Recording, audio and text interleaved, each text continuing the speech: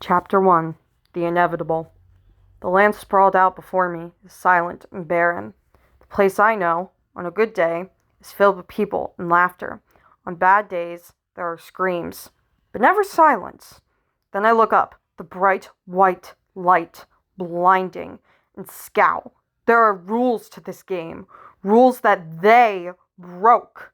But my mind races back to the scene, and I run. The air is filled with more ash than normal, and the red is obscured by smoke. The only thing going through my head is the one place that anyone could be safe. But hope is fleeting as I get close. Of course, once I make it to the shelter, the seal is broken. I won't go in, not when I can already feel tears in my eyes. They broke the rules, and we paid the price.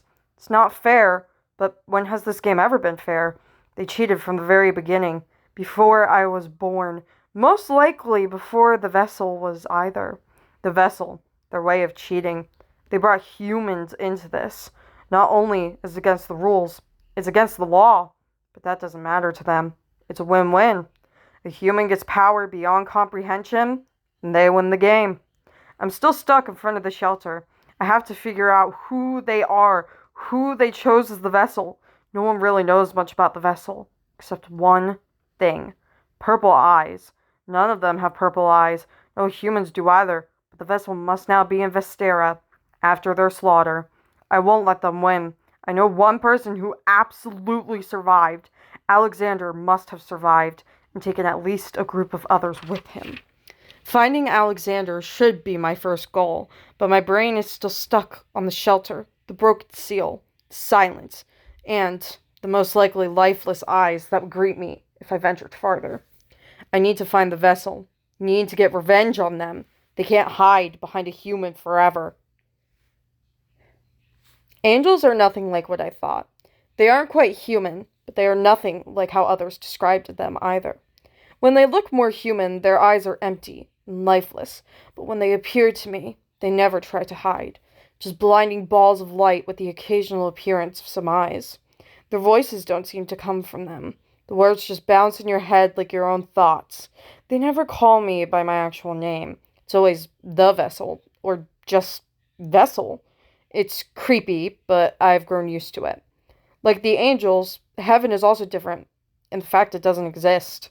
Where I'm stuck now is the closest you get, but humans don't die and come here. I learned from a book that angels aren't supposed to interact with humans, yet here I am. I also read about a game between angels and devils, but this game is not really a game. The two groups have been fighting against one another for centuries. Then I had found out I was just a pawn in this game. That was months ago. Now I had done one of my two jobs. 1. Wipe out most of the demon population. 2. Kill their vessel. Another thing I found out is that both sides have a vessel, but the demons don't know.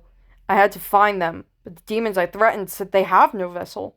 They weren't lying.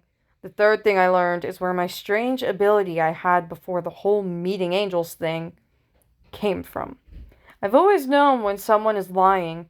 I never believed my parents on holidays, which led to my cousin's ruined childhoods.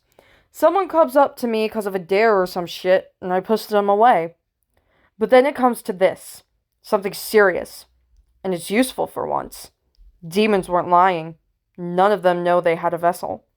It must have been buried, hidden away from them while they only knew that I existed.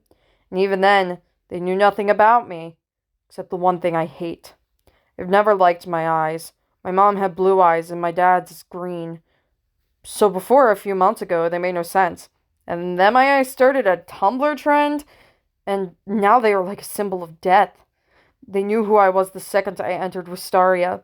Screams still ring in my ears, and I shudder when I think of their faces.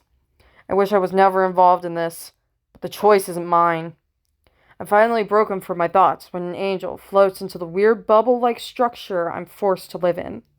The demon vessel was found.